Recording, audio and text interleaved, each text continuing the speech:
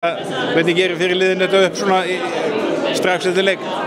Heyrðu, ég bara ótrúlega stolt af liðinu og bara mjög flottur leikur, hægt að segja. Þetta svona klaufa mistök og alls konar mistök varnarlega og sóknarlega og þær sýndu bara að þær væru kannski einu þrepi ofar en við, en á sama tíma sjáum við að við getum alveg verið að stríða þessum liðum og ég held að við fáum svona aukið sjálfstraust við þennan leik sem við tökum þá með inn í næstu 2 leiki. Þið er svona hangið oft alveg í þeim, þið missið framúrgarnir fyrir áleik en náið svo aftur og svo kannski aðeins á síðustu myndunum sem þið missið aftur framúrgar en þið náið að koma svo aftur líka tilbaka í byrjun seinni áleiks og þá eru möguleika að fara með þetta 9-2. Já, algjörlega. Bara ótrúlega sterkt hjá okkur að vera alltaf að koma tilbaka og ná að halda þeim aðeins inn í þessu. Það er hljóta að hafa verið orðin smá stressaðar á tímabili.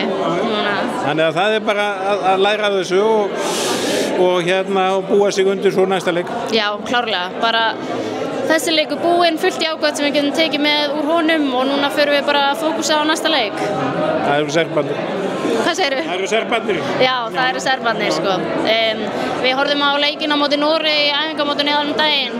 Bara flott lið sko, en alveg fullt af möguleikum sem við sjáum þar, klárlega. Verður mjög skemmtilegur leikur að spila. Það var margt gott í þessu, það var með þessu varnarleikurinn á köflum var ágætur.